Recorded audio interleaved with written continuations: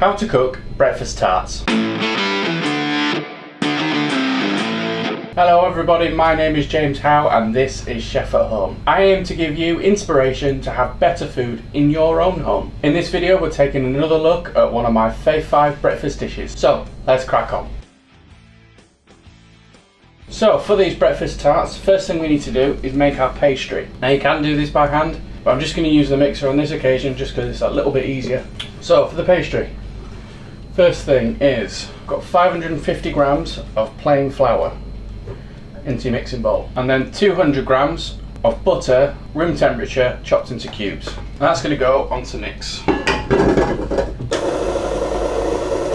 So what we're doing here is incorporating the butter and flour together. Now if you're doing this by hand, all you do is push the butter and the flour between your fingers and thumbs, and what you'll end up with is something that resembles a fine breadcrumb. And as that's just about mixed, a couple of cracks of salt. Now that's all combined and it's reached that breadcrumb stage, we're going to start slowly incorporating half teaspoon at a time dashes of cold water. Then with the water in the mix, it'll start to form together and come together as a dough. Just take that out a second. You can see there, all come together, nice, soft and pliable. So now just bring it together into a bowl, grab yourself some cling film, just get it wrapped up, place it in the fridge to rest for about 20 minutes. Alright, next job, grab yourself a few links of butcher sausages.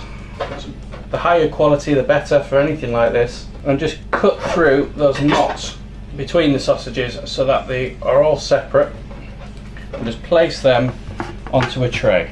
Then I'm just going to go into the oven for about 15 minutes at 200 degrees. Then grab yourself some rashers of bacon. We're just going to chop these up into lardons. Nothing too precise. Just small 2 centimetre long strips. Now just place that little lot into a tub. Next up, mushrooms. So just whip that peel off. Then after you've rinsed them under a cold tap, just to wash away any bits of mud that might be lingering about, just give them a really fine slice. And then once chopped, they can go to one side as well. Then last up, your tomatoes. All we're doing with these is just roughly dicing. So in half again, chop down into 3 or 4. Now with this dish, it's a really good one for using up any leftovers you might have. Say if you had a big fry up at the weekend, got a few bits left over, you can knock something like this up in a couple of minutes just using those bits up, and then they can be there for the week. Tomatoes, they can go into your tub as well. And the last little bit of prep before we take our sausages out the oven is just to roll out our pastry. So lightly flour a surface, a little bit over the pastry and a little bit over the pin. Just gently roll out the pastry. Just after each roll, just quarter turn. And roll it out till you get to just about the thickness of a £1 coin. Now this bit's going to vary depending on what size tart cases you're using, or whether you're using like a big flan dish.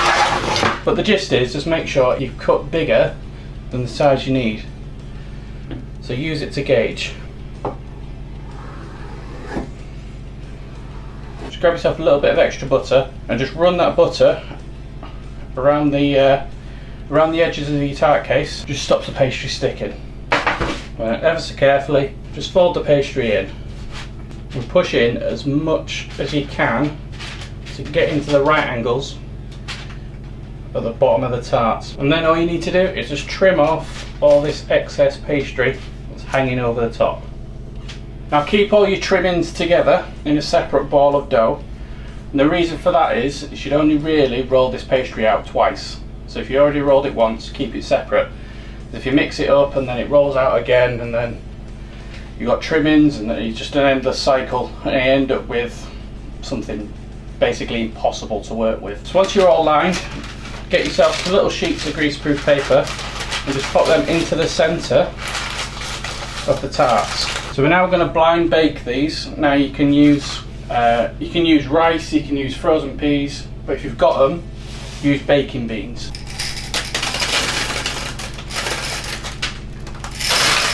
So what these are going to do is they're going to help weigh the pastry down and keep it in its shape. I'm going to blind bake these about 180 for around about 15 minutes. And last but not least, bring out my sausages, just let them cool down. Alright, on to the next bit. We're now going to cook the tart filling. So pan on, medium heat, splash of oil. And we're going to start off with cooking our bacon. So into the pan. And with the odd bit of stirring, you can let these just cook down until they get a nice caramelised golden brown. Now it's got to that lovely golden brown stage, nice and crispy, in with the mushrooms. And it probably only take about a minute for the mushrooms to saute down and start getting their own lovely browning colour. So when that happens, fold in your tomatoes. Now as the tomatoes break down, they're going to help it become almost sauce-like. And last but not least, those sausages we cooked off earlier, chop those down and in they go. Depending on how quick you need it, you can just leave it to saute down like this, and it probably only take 5 to 10 minutes. However, if you've got the time, pop a lid on it, turn the temperature down, and by slowing down the cooking, you're just going to intensify that flavour. Now while we're here, just pull out your pastry, and before we do anything else, I'm just going to allow this to cool right down. If you try moving those beans now, there's a high chance you're going to burn yourself. So just give it some time. So it's taken about half an hour for this mix to all sweat down. So we're just going to flick that off and leave that there for a moment. And then carefully just remove your baking beans. Then take about half a teaspoon of tomato puree and drop that in each of your tarts. Very, very gently, just with the back of the spoon, just work the puree so it's completely covered the base of the tart. Of course, if you've got a bigger tart case, then you might need a little bit more, or you might need a bit less, depending on the size. Now just before we fill, I want to freshen this up just a little bit. So I've got some nice flat leaf parsley. It also works really well with spinach, world's your oyster. Now just drop that in and give it a good mix through. A small dash of salt. You don't need much because you've got the bacon fat in there. And a little bit of pepper. Back to your tarts. We'll transfer these onto one tray and then just begin to fill your tarts. Leave a little gap at the top and a little well in the middle. And what you're going to do to finish these off, just crack an egg over the top, and the yolk should sit perfectly in the little well that you've made. Now if you want to, you can finish this off with a little bit of grated cheese as well, but for me, perfect as they are. So with these, into the oven. We're going to let them cook out for about 10 minutes. Right, we'll just grab these out. The yolk's still got that little bit of a bounce, but absolutely beautifully cooked. Grab yourself a little gazunder or a dinner knife or palette knife to the rest of the world. Just run those around the edge very carefully and you should be able to just lift them off. Fabulous.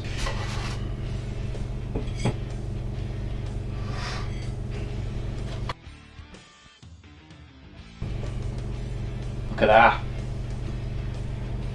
Beautiful. Now what's really cool about these is that you can take them in any direction. As I mentioned, you can put the spinach in, you can swap the sausage for maybe a chorizo, you could put some baked beans in there, you could put chopped potatoes, maybe some black pudding.